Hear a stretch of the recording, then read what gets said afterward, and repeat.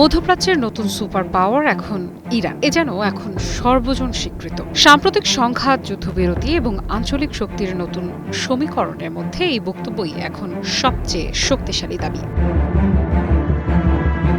লেবাননের সংসদ সদস্য হাসান ইজ্জেদ্দিনের দাবি, সাম্প্রতিক মার্কিন ইসরায়েলি আগ্রাসনের মুখেও টিকে থেকে ইরান একটি স্পষ্ট কৌশলগত বিজয় অর্জন করেছে। তার মতে, এই বিজয়ের পেছনে সবচেয়ে বড় শক্তি ছিল ইরানি জনগণের ঐক্য এবং দেশের নেতৃত্বের প্রতি তাদের সমর্থন। হাসান ইজ্জেদ্দিন শুধু একজন সংসদ সদস্যই নন, তিনি লেবাননের প্রতিরোধ আন্দোলন হিজবুল্লাহর সংসদীয় জোট লয়ালিটি টু দ্য রেজিস্ট্যান্স এর একজন জ্যেষ্ঠ সদস্য। ফলে তার বক্তব্যকে অনেকেই শুধুমাত্র ব্যক্তিগত মতামত হিসেবে নয়, বরং প্রতিরোধ ঐক্যের রাজনৈতিক দৃষ্টিভঙ্গির প্রতিফলন হিসেবেও দেখছেন। দাবি, সাম্প্রতিক সংঘাতের মাধ্যমে ইরানের বিরুদ্ধে যে লক্ষ্যগুলো অর্জনের চেষ্টা করা হয়েছিল তার কোনোটি সফল হয়নি। তিনি বলেন, তেহরানকে মার্কিন প্রভাবের কাছে নতজানু করা, ইসলামী শাসন ব্যবস্থাকে দুর্বল করা কিংবা দেশটির ক্ষেপণাস্ত্র সক্ষমতা ধ্বংস করার যে পরিকল্পনা ছিল তা বাস্তবায়ন করা সম্ভব হয়নি।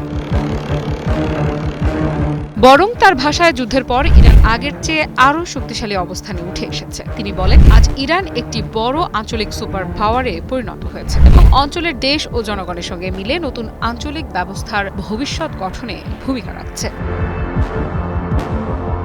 এই মন্তব্যের পর স্বাভাবিকভাবেই প্রশ্ন উঠেছে, কেন এমন দাবি করা হচ্ছে? বিশ্লেষকদের একাংশের মতে, সাম্প্রতিক সংঘাতে ইরান শুধু সামরিকভাবে টিকে থাকেনি, বরং যুদ্ধবিরতির আলোচনায়ও একটি গুরুত্বপূর্ণ পক্ষ হিসেবে নিজেকে প্রতিষ্ঠিত করেছে। ফলে আঞ্চলিক রাজনীতিতে তার প্রভাব যে বেড়েছে তা অনেকেই অস্বীকার করছেন না। তবে ইজ্জেদ্দিনের বক্তব্য শুধু ইরানকে ঘিরেই সীমাবদ্ধ ছিল না। তিনি লেবাননের সরকারকেও কড়া বার্তা দিয়েছেন। তার মতে, যুক্তরাষ্ট্র লেবাননের স্বার্থ রক্ষা করবে বা ইসরায়েলের ওপর চাপ সৃষ্টি করবে এমন ধারণা বাস্তবসম্মত নয়। তিনি বলেন, লেবাননের সরকারের উচিত জনগণের পাশে দাঁড়ানো এবং দেশের অভ্যন্তরীণ ঐক্যকে শক্তিশালী করা, কারণ বাইরের শক্তির উপর নির্ভর না করে জাতীয় ঐক্যের মাধ্যমেই নিরাপত্তা ও স্থিতিশীলতা নিশ্চিত করা সম্ভব। ইজ্জেদ্দিন আরও দাবি করেন, পাকিস্তানের ইসলামাবাদে ইরান ও যুক্তরাষ্ট্রের মধ্যে হওয়া আলোচনাই শেষ পর্যন্ত ইসরায়েলকে যুদ্ধবিরতি মেনে নিতে বাধ্য করেছে। যদিও কিছু এলাকায় এখনো উত্তেজনা ও সংঘর্ষের ঘটনা ঘটছে, তবুও তার মতে আলোচনার ফলেই পরিস্থিতি পরিবর্তনের সূচনা হয়েছে।